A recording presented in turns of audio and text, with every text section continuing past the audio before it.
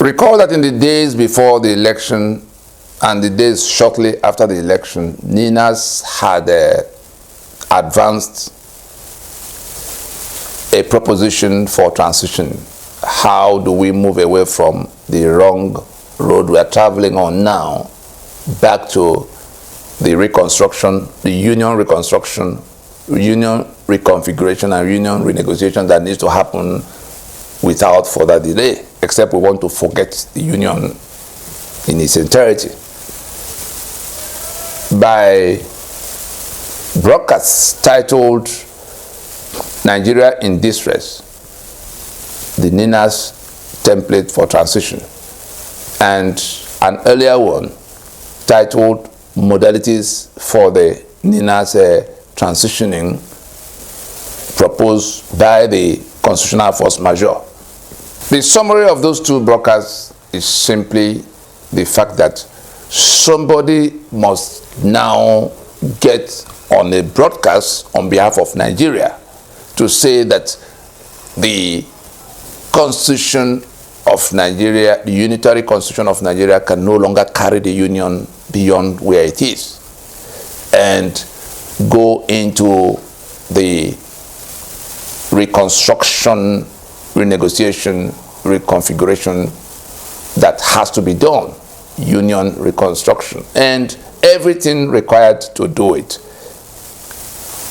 already available in the Ninas Constitutional Force Majeure, the 5-point proposition of the Ninas Constitutional Force Majeure. The details are all start to finish available.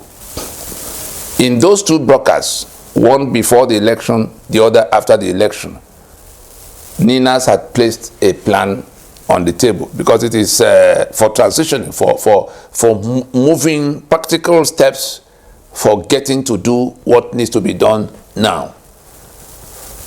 It is one thing to make suggestions about, things that should happen. It's another to put on the table a plan for how to do it. Everybody's talking about restructuring. Oh, new government, come, restructure. We have been saying all that since 1999. We've been saying it even before 1999 when the campaign for sovereign conference was all over the place. Remember, there were people who took that campaign from the air and brought it down to what became Pronaco. I was in that team. We went away from the theory of sovereign conference to actually calling the nationalities together to hold a meeting that was unfettered by government. 2005, 2006. How do we get rid of this 1999 constitution? We went to court from the outcome of that meeting of the people, the sovereign constituent components of Nigeria, the nationalities, to the suits in 2007 challenging the basis of that constitution, in which we had plaintiffs that included Enohoro, Ojukwu, Shoyinka, Sisi Ono, and a whole number of others. Bankole Oki, the senior advocate. Of course, the two men that were being held by Obasanjo for treason at the time, Asari Dokubo and Wazurike, they were all plaintiffs in that suit. And so we were able to set in motion something that could have, that provided the framework for winding down the operation of that constitution and getting into the transition, the Codesa style transition that will work out what will replace it in an orderly manner. Everybody was in agreement except the government of the time led by Obasanjo and those he coronated after him. And so we have again come to where the problems we were highlighting all the while, the dangers we were pointing from afar all the while, they have now come. We've had an election on the basis of a constitution that we should have jettisoned, and we're heading into a spin. We've been through it before. We saw how the one of 64, 65 ended in 66. were again in that trajectory, in that cycle of going into an election in the midst of a disputed constitutional arrangement. Let the younger elements ask the elders who know, since history was removed, and the younger elements will say, oh, we do not know. Ask your fathers, ask your uncles, whether Nigeria did not proceed into election in the midst of a disputed constitution, and whether the union did not collapse, resulting in the inferno that consumed almost 5 million lives between 1966 and 1970. We are just about to repeat the same, and the characters, you know, if you plot a map of Nigeria and you put on that map all of those who did what they did that became that problem, you will see that we're right back where we started. There's a Tinubu today that has gone to revive the alliance of 1967 since 2015. And that alliance of 1967 that came against the East have been causing havoc and dragging us to where we have now, you know, we are face to face with that catastrophe. It's racing towards us, but many of us are not seeing it. All because we chose to go to election 2023 under the Constitution of 1999 at a time we should have been going into transition. And in dragging us in that direction, these candidates that are now crying about mandate, they seem to have rid themselves of the lessons of history. Looking at their age, one will only say it's a pity that they pretend not to know, because they know that there are problems that cannot be solved by elections. But for whatever reason, they chose to go with the enemy in dragging us towards election under the constitution that shouldn't have been the basis of union. And so, where we've reached now requires the representation. Let us present one more time what we need to do precisely from where things are now. The election has happened. It has got into controversy, the type that cannot be resolved peacefully, however you approach it, except you start with the truth, except you accept that we can't build on this foundation of a fraudulent constitution any further. Anything you build on such a foundation will collapse on you. It's going to kill people that, like we saw before. It could be worse now. In fact, it's bound to be worse now because of the numbers that are awake. Before, people were not awake. Now people are awake to an agenda, an ethnic agenda. There's a Fulani agenda. There's a Caliphate agenda that is reinforced by the 1967 alliance that brings that Caliphate together with the renegade wing of the Southwest. And the Caliphate that is fighting in that formation of aligning with the renegade wing. Mark my words, we didn't say Yoruba. We say renegade wing of the Southwest. We saw Obasanjo. We saw Akintola before him.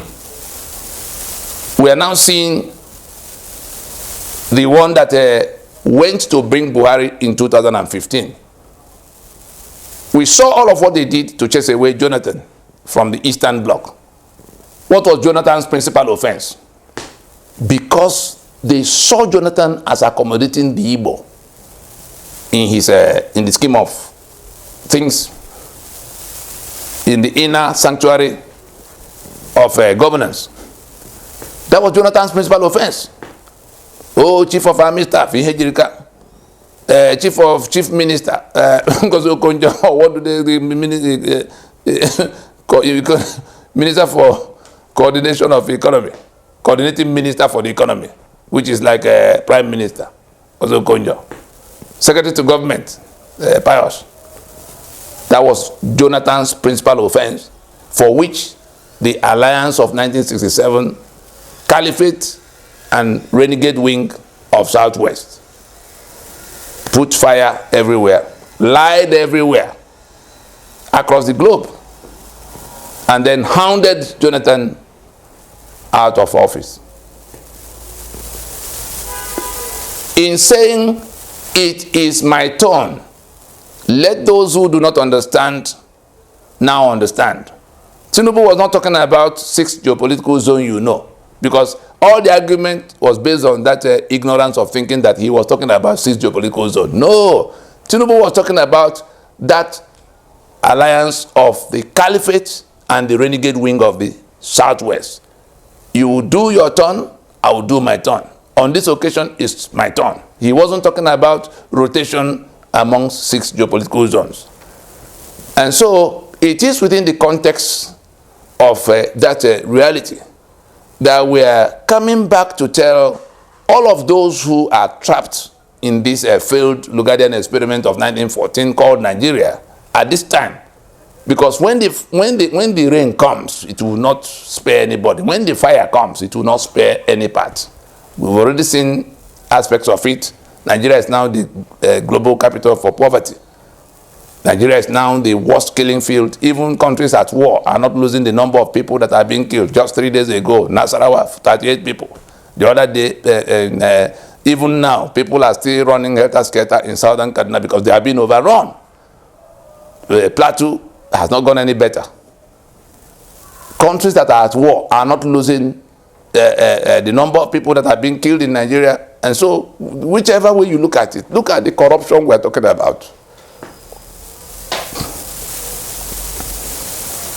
What have we achieved by clinging on to this constitution to the extent that another election has now happened, against the council not to, from Ninas? And people are running their mouth about who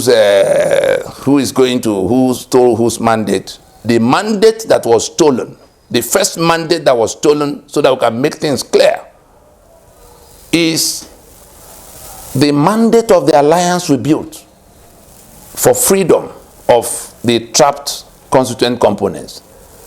We spent 20 years to build an alliance of the South and Middle Belt to free all of the peoples of the South and Middle Belt from the bondage, the caliphate bondage that has that has framed itself as unitary Nigeria. But some of our dishonest elders, and I know it's a heavy word to use, I use that word advisedly.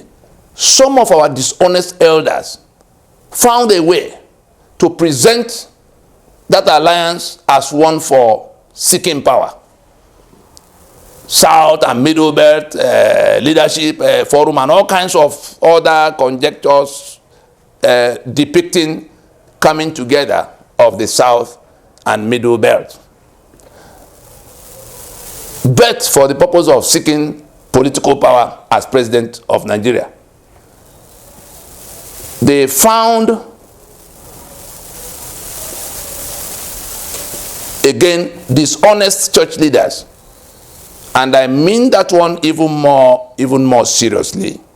Dishonest church leaders whom we had gone to share what the problem was with, but who decided to hijack that mandate of freedom to now go to, sacrifice it on the altar of power.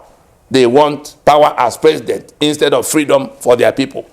That's how we got to going into election. Of course, they found sufficient numbers of ill-informed and ignorant young people who do not know that the constitutional arrangement was the main problem and not the question of leadership, for which reason they rallied around Peter Obi to provide a different kind of leadership. Of course, rallied by people like Part-3, who was telling them that it was all about leadership. And we saw when Peter Obi came, knowing the truth, but came to tell them that the constitution is not the problem. It is leadership I'm going to provide. And then citing animal farm type of statistics all over the place. We have to speak this difficult truths to let us know that we have a mandate that was stolen to drag us to election to preserve the constitution imposed by the enemy, so that those who are pursuing after that power would get to government house by swearing to defend and uphold the constitution that enslaved their own people. Every attempt to get them to see that there was no road in where they were going got rebuffed. Here we are. So when they talk about stolen mandate,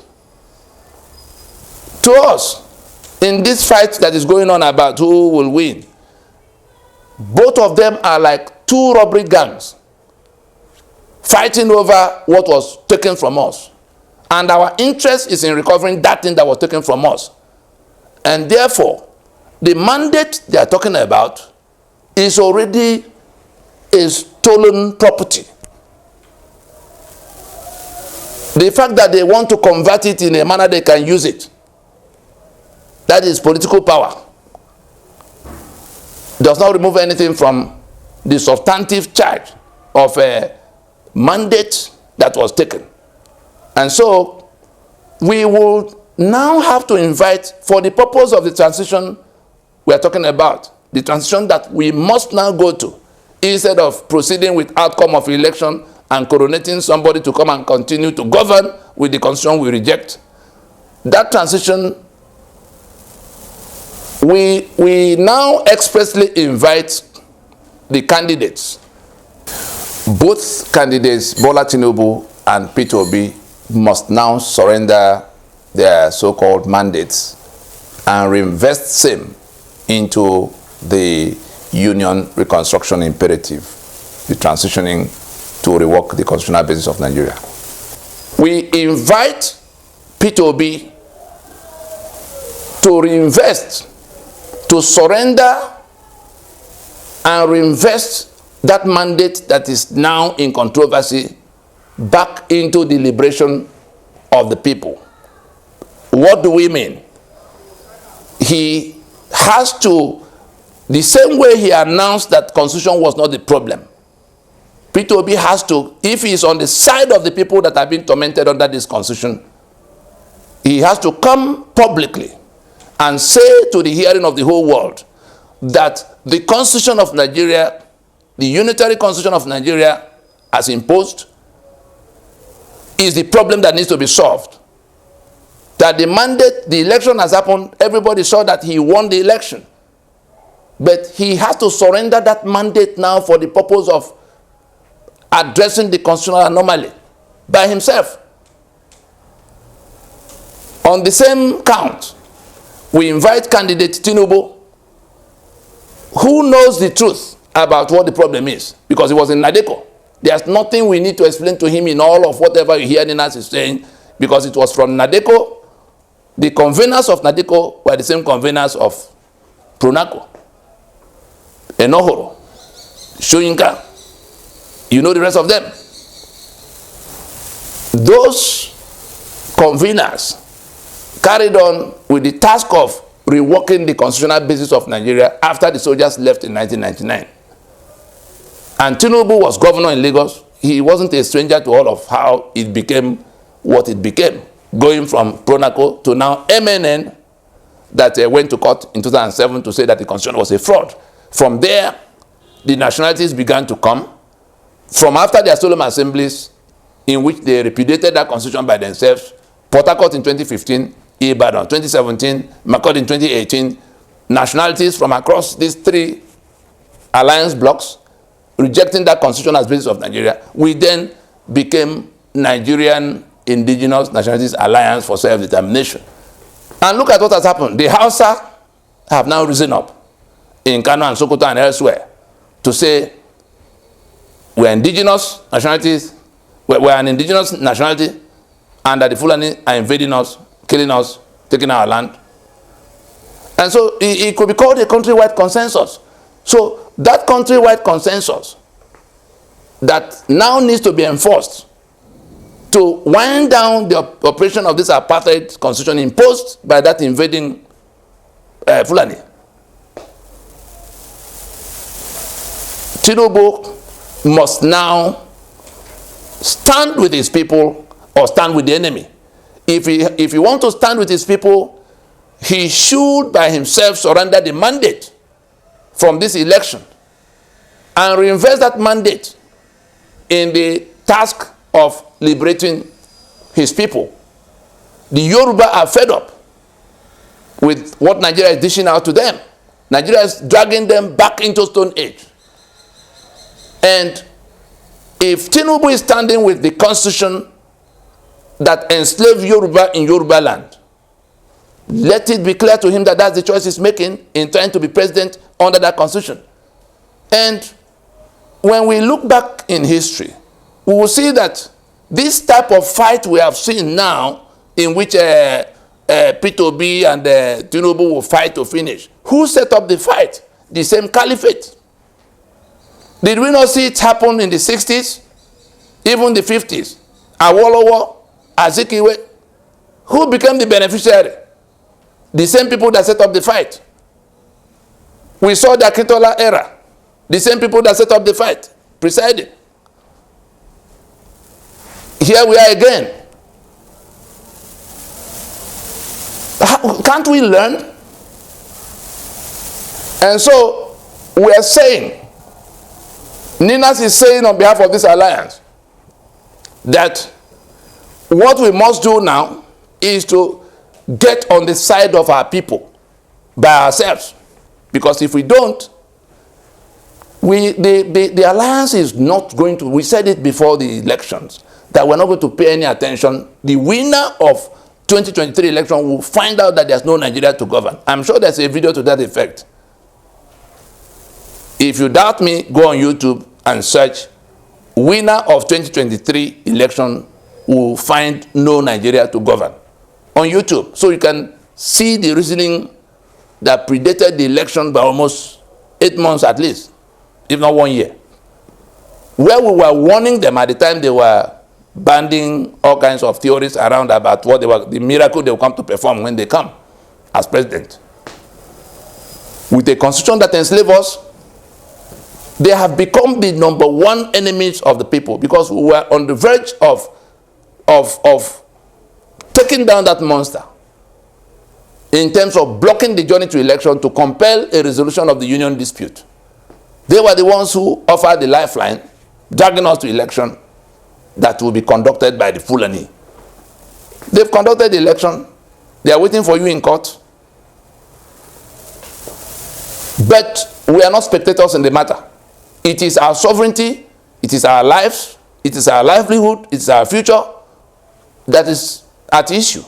And so we are inviting these two candidates today. Ninas is inviting these two front line candidates to reinvest the mandate that came from the election into the task of liberating their people from the bondage of the 1999 Constitution. Let them say that Constitution is the problem so that we can go to transition now instead of quarreling over which of them will become president. If they do not do that, the people are going to carry on in their efforts at liberating themselves from that constitution. But let these two candidates know for sure that they will be on the side of the enemy when things get worse, because things are bound to get worse except sanity returns early enough or soon enough. Let us make hay while the sun shines. Surrender this mandate, Tinubu, Peter Obi, for the sake of your people that have been in bondage, that are going to remain in bondage. If this constitution survives, your place in history will be that you aided the enemy to beat down your people because you wanted power at the time they were seeking freedom. It is the effort they had made to become free that you have gone to sacrifice to gain power for yourselves. Not on their behalf, because you're not going to be able to do anything for them under that constitution. Otherwise, ask Obasanjo why he didn't turn the fortunes of everybody of Yoruba land around while he was president. Or ask Jonathan why he didn't turn the fortunes of the Ijaw around while he was president. What is that Nigeria that is now paramount? Why can't we define that Nigeria? There was a federation of Nigeria. If that is what we are trying to build now, I'll be the first on the construction site. But if it is the unitary Nigeria that is owned by the Fulani, the unitary Nigeria of master and servant, I tell you, we owe it an urgent duty to ourselves and the generation unborn to put that monster to death, that monster of unitary Nigeria created by that constitution. And all of you are, jumping around to try to go to swear to defend and uphold that constitution embodying that monster. You better dress back and think. The fight you are having now amongst yourself will be a child's play when you come face to face with the owners of the sovereignty you are hijacking, standing with the enemy. We stop there.